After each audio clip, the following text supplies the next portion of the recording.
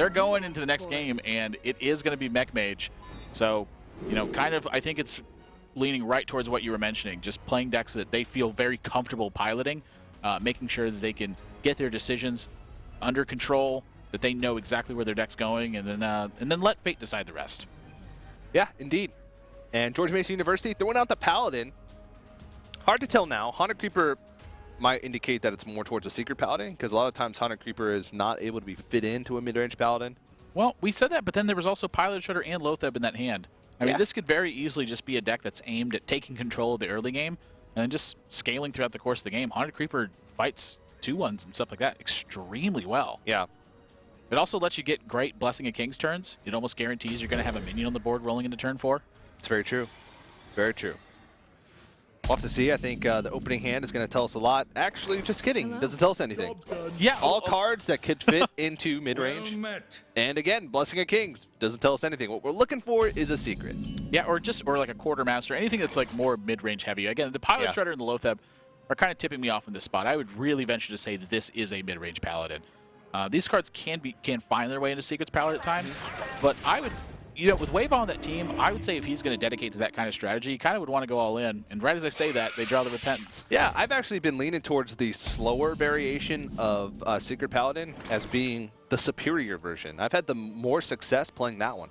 Look at that Argent Commander. Argent Commander, and this is actually the card that we saw last week from the guys over at University of Connecticut. They really like that card. They put it in their deck last week. It's in their deck this week. Yeah, and last week it did a lot of work for them as well. And honestly, in the matchups that I think it's dedicated for, stuff like Warrior and Druid, that card functions extremely well. It's just a very tough to deal with 4-power body that attacks the turn it comes in. We just talked about earlier, Azure Drake, double Azure Drake, making it come back in Combo Druid. Argent Commander, the reason why it was considered powerful a year ago or however long it was ago was because Azure Drake was so popular. And now Argent Commander just trades right into it. I mean, Azure Drake is a 5-mana 4/4 that draws you a card. Argent Commander versus Azure Drake is a 6-mana 4/2 that draws you a card, but the card it draws you is a 4/2 on the board. So it's a lot. Whoa, it's almost as good as Mysterious Challenger.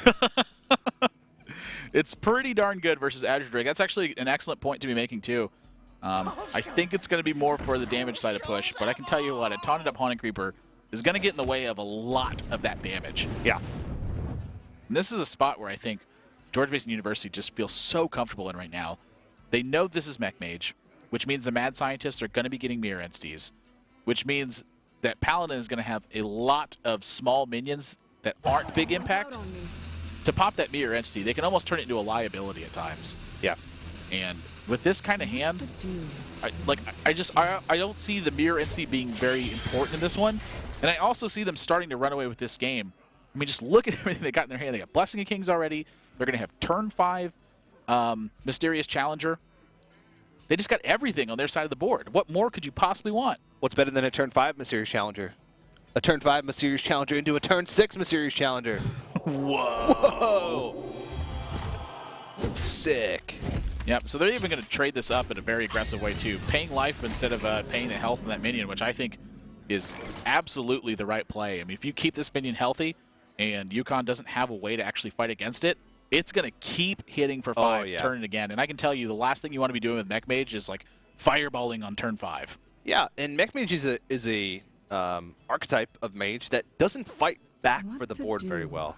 They've set high threats early on with cards like Mech Warper, just being able to have cards that are higher weighted than their costs. Like Tinkertown Technician, yeah, it requires a mech, but you're almost guaranteed to have a mech on the board. Yeah, it's very tempo-oriented. They want to get a minion on board, take advantage of the fact they have that minion on board, and keep the lead that they have. When they fall behind, they can climb back, but it's an uphill battle from there. So if this board is enough for them to get to a winning position, you know, that's great for them, but it doesn't look like it is. Yeah, I mean, this Mysterious Challenger is going to be crazy. Now, the big benefit they have is that this Annoyantron is working overtime right now. It's getting a swing out of this Coghammer. It's taking up a 5 damage hit from that minion. And now they're on turn 6 where they have Argent Commander to fight against that 5/4 Spider there. The problem is they have to navigate these 4 secrets first. Yeah, the secrets are actually all relatively easy to play around and deal with except for Revenge because it's unpredictable.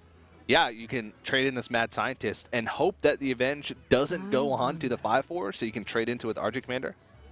But then, on the other hand, Mech Mage is a class that they sort of run out of steam. And a lot of the main win condition is to just get so much base damage in early on that when you draw into your burn spells later, it's enough to finish the game. Yeah, and so the one comeback mechanic I think they have is that one of their spare parts that they've gotten from these Tinkertown technicians is that emergency coolant. It's going to freeze a minion and make sure that they have that one extra turn to keep that tempo on their side. In this spot, it's not really keeping them ahead, it's to keep them from falling too far behind. So I think they actually want this Avenge to fall in the bigger minion here so they can get these kinds of trades and then use that emergency coolant and then hope that the piloted Shredder can carry them through this. This is actually pretty darn good for them, I would say. Again, it's not, you're not happy to be staring down what's going to be a 10-8 or a 10-9 rather, but this is better than just outright being dead with what would have happened had they not been able to answer. You know what, this. Admiral? I'd say it is. Avenge is probably one of the worst draws in the deck, any secret, because Mysterious Challenger would have been a fantastic follow-up play. But now, with 2 secrets in the hand, you're not getting maximum value out of it, so you might want to play things that fight for the board a little bit better this turn, as opposed to playing the Challenger. And that's exactly what they're going to do. Wow, they're actually taking out this pilot Shredder. I am very surprised by that. I feel like they're so far ahead they could have just pushed.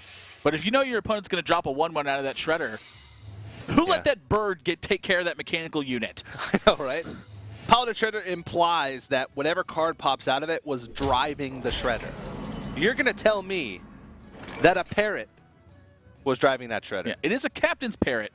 Oh, that makes all the difference. Why did you say so? Yeah, well, Dr. Boom, turn 7, feels like a great play to me. But you're leaving a lot on the board. Yeah, I mean, and that's 17. That thing, yeah, that gets... What to do? 17's a lot. Yeah, all of a sudden you're looking at, well, Paladins don't do burst that well. Secret Paladins, yeah, they usually run double Blessing of Kings, so they tend to have more burst than, say, a mid-range Paladin. But 5 damage is sort of an awkward number, especially when they already have a True Silver equipped. Usually burst comes in counts of like 2. So yeah. Either 2, 6, 8, or yeah, that's it. That's about all the bursts they can do. 8, they're topping out at 8. Yeah, 2 Blessing of Kings is about the most they're going to get. They've already used 1. So UConn actually, with this Dr. Boom, an interesting situation is presented because now they have a lot of damage on their side of the board. Is George Mason University ever look at this and go, hey, 2 fireballs will kill us in this spot? Do we have to do something about this? Wow. Well, Knife Juggler and Muster Wow. for battle with 4 1-health creatures on the board. Those Boombots could pose a problem, but you can sequence your attacks in an order that would reduce the risk of attacking into these Boombots. Yeah, so 4 going upstairs and Knife Juggler. And we're going to make a bunch of minions of this one. And each one of those minions is going to prompt Knife Juggler to throw a dagger. Yeah. And look at that. They turned that mirror entity finally into not too big of a use from this. Dr. Boom says goodbye. And not the best result for George Mason University, though. They only take out 1 creature. I mean, it is the Dr. Boom, which is the strongest creature, but this Juggler, they probably want to hit the Knife Juggler. You know, Captain Spirit's okay as well. They say, you know what? If you can get the lucky Boombot rolls, you can get the lucky Boombot rolls. Take 13 damage and you figure it out. All right, well, if both of these Boombots went to face for 4, 13 health, it would be enough with double Fireball. Yeah. But as we can tell, there are not 2 fireballs in hand right Nope. now. Now, they do have the Goblin Blast Mage, so they actually might be able to hold off this board position for a turn. with Goblin Blast Mage and then maybe like a Frostbolt on the Mysterious Challenger to stop one of those attacks, yeah, but then what are your outs in that situation? How are you going to win the game? Well, you're going to hope that your opponent just doesn't draw anything, is what I think. Anything. Yeah. Like a Repentance. Yeah, they want that Avenge to fall on the big minion that's there, but it's going to fall on one of these 4/3s instead, so even more problems they have to deal with. Not the greatest. Yeah, but also not the worst. They're able to take out this big These creature. have to be absolutely on point. Needs to hit the 3/2. It does. Ooh. Wow, so they did buy themselves another turn, but they're going to have to face a second Mysterious Challenger. Oh, the threat and emote coming out from the guys over at the University of Connecticut. Thank you. Thank you. Yeah, Connecticut does throw out the threat in there, but I think this is a bigger threat than words themselves. Yeah. I'm sorry. Oh, no. Yeah, apologizing for their earlier transgressions of threaten. Yeah. We didn't know you had the second mysterious challenger. Go easy on us, guys. Yeah. We're sorry. And I Yeah. don't think there's any way that they're getting out of this situation, even with double fireball. If they had Frostbolt, Ice Lance, and an Elven Archer, Bingo. and there was no Noble That's Sacrifice. the combo. That's what they're looking for. Those cards aren't anywhere in their deck.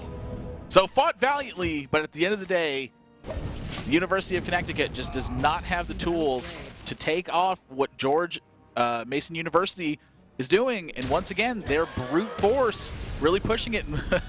There comes the sponsors once again. Gunner showing up, and these guys, they're wearing that gear. Take a look at that middle guy. Oh, those are gunners. Yeah. Those are the TeSPA gunners. Those are good-looking glasses. He's the one rocking them.